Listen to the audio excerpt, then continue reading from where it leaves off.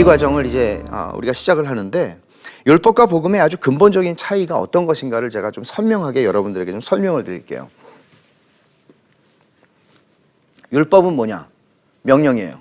그러면 율법이 명령이면 복음은 뭘까요? 약속이에요. 명령과 약속을 구분하는 것은 그렇게 어려운 일이 아닙니다.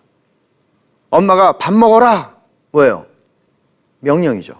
얘야, 넌 아무 걱정하지 말고 살아라. 엄마가 너 죽을 때까지 책임진다. 뭐예요?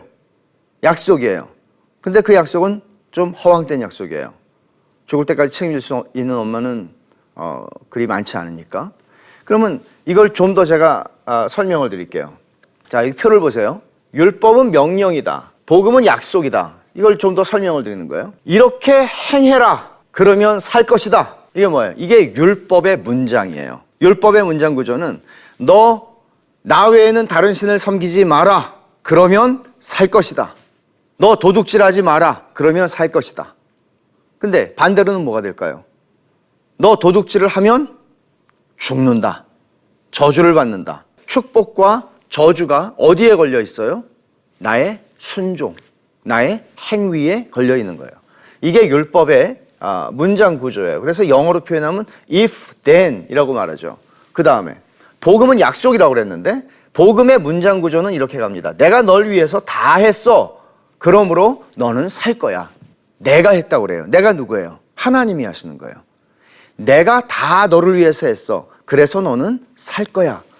이거는 영어로 표현하면은 because, 그래서 했기 때문에, 그래서 그러므로 너는 살게 될 거야. 그러면 율법과 복음의 차이를 더 선명하게 보여주는 건 바로 이 말이죠. 모든 것이 내게 달려있는 게 율법입니다. 다 내게 달려있어요. 나 하기 나름이에요. 내 할 탓이에요. 그런데 복음은 모든 것이 누구에게 달려있다고요? 그리스도께 달려있다고요. 율법은 명령이라고 그랬죠? 그래서 우리가 행해야 할 내용을 가르치는 거. 너 이거 해야 돼, 저거 해야 돼, 저거 해야 돼. 이게 율법의 내용입니다. 그러면 복음은 약속이라고 그랬는데, 우리가 믿어야 할 내용을 말해주는 게 믿어야 할 내용이에요. 행해야 할 내용이 아니고, 하나님께서 다 하셨구나, 나를 위해서. 내가 살아났구나. 이거를 믿는 그 믿음의 내용을 복음이 설명하고 있는 거죠. 근데 이제 많은 사람들이 오해를 하는 부분은 뭔가 하면, 율법은 구약이고 약속은 신약 성경이다. 구약에도 율법이 있고 복음이 있고, 신약에도 율법이 있고 복음이 있어요. 왜? 신약 성경에 명령이 없나요, 여러분? 너희는 서로 사랑하라. 너희는 서로 용납하라. 힘써 기도하라. 명령이에요. 율법이라고요. 그런데 이 율법은 나중에 우리가 살펴보겠지만, 너 이렇게 안 하면 죽여, 이런 얘기가 아닙니다.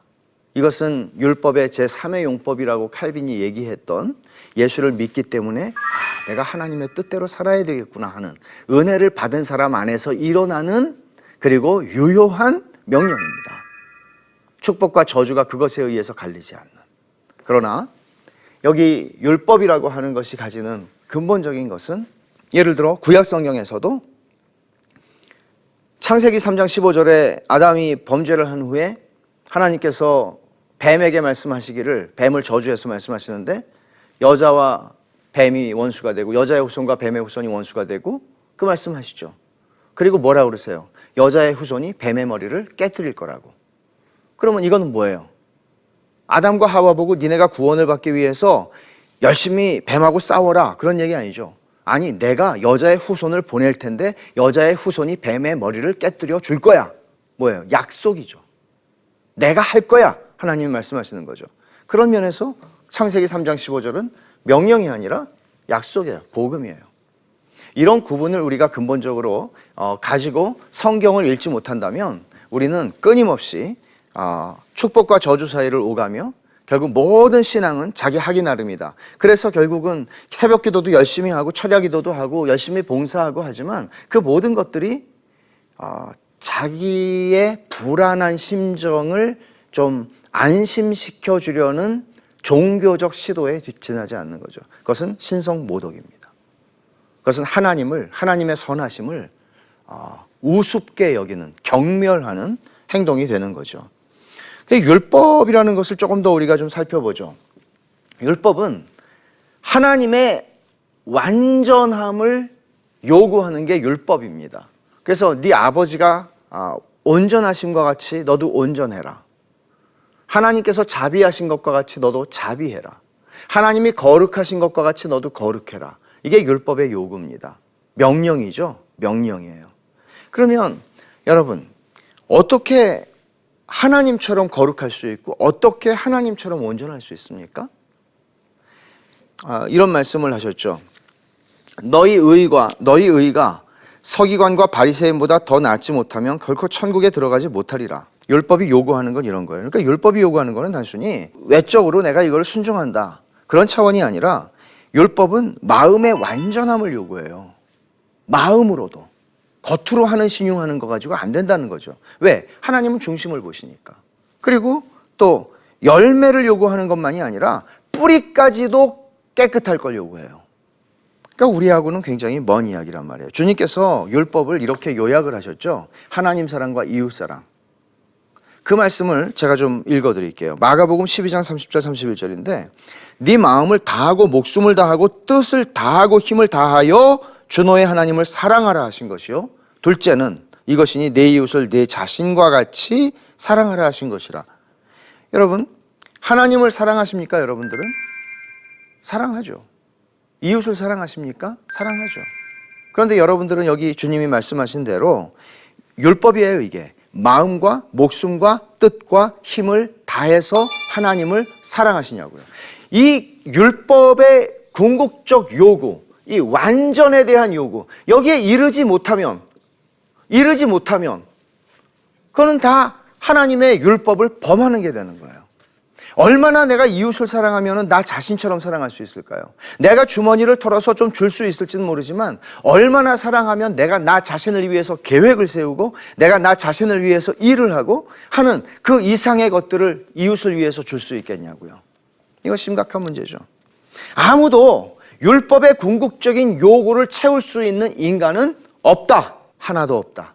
그게 로마서 3장에서 바울 사도가 했던 얘기예요. 결국 그러면 율법을 왜 주셨을까요? 아니, 지키지도 못할 거 우리를 죄책감으로 몰아내기 위해서, 우리들을 좀 힘들게 하기 위해서 그렇게 율법을 주님이 주신 것일까요? 왜 지키지도 못할 걸 주셔서 우리를 힘들게 하시냐? 율법을 주신 목적이 있어요. 그것은 우리가 누군지를 비출 수 있는 이 세상에서 그 어떤 것과도 비교할 수 없는 거울이에요. 내가 누군지를 세상에 그 누구도 나에게 진짜로 말해줄 수 없는 걸 말해주는 게 율법이에요. 그래서 율법은 때로는 가혹하게 느껴지기도 해요. 누구도 우리에게는 우리 자신의 실상에 대해서 얘기를 안 해주니까. 그러니까 율법은 분명히 하나님의 말씀이에요. 율법은 나쁘다, 그런 얘기 아니에요. 율법은 분명히 하나님의 말씀이에요. 율법은 선하고 의롭고 거룩한 것이고 신령한 것이에요. 그런데 이 율법을 주신 목적은 우리를 세우기 위하여 우리를 먼저 허무는 것입니다. 우리가 누군지를 알도록, 우리를 좌절하게 하는 겁니다. 우리를 때로는 난도질을 해서 숨을 곳이 없게 하고 내가 어떻게 이런 존재로 살아갈 수 있나, 이런 생각을 할 수 있게 만드는 이 세상에 유일하게 하나님께서 사람, 죄인에게 주신 은혜로운 방도입니다. 그러니까 율법을 통해서 우리는 실패를 인정하게 됩니다. 율법을 통해서 우리는 절망하게 됩니다. 여러분, 이 세상이라는 거는 그냥 삶은 또 살만한 거죠, 여러분. 사람들이 세상이 무슨 헬 어쩌고 그래도 세상은 살만한 겁니다.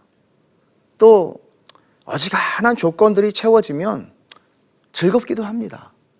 그런 사람들에게 율법이 하는 일은 뭔가 하면 절망하게 하는 거예요. 내가 아무리 이 세상에서 내가 원하는 것들을 이루고 살아간다 할지라도 내가 세상에서 이만하면 굉장한 걸 바라해서가 아니라 이만하면 나는 자족하고 참 그래도 참 좋다, 이렇게 살아갈 수 있는 사람들을 좌절하게 하는 게 율법이라고요. 우리는 우리 자신의 껍데기, 우리 자신의 성취, 우리 자신이 이루어놓은 성공, 우리 자신이 사람들에 의해서 알려지고 있는 명예, 이런 것들에 의해서 우리 자신들을 이해하기가 굉장히 쉽죠. 그러나 율법은 그 모든 것들을 벗겨냅니다. 우리를 무장해제시킵니다. 그리고 우리 내면에 있는 게 뭔지를 보여줍니다. 드러냅니다. 그게 하나님께서 율법을 우리의 실패를 드러내기 위해서, 우리의 절망을 이끌기 위해서 주신 게 율법이다 하는 것이죠.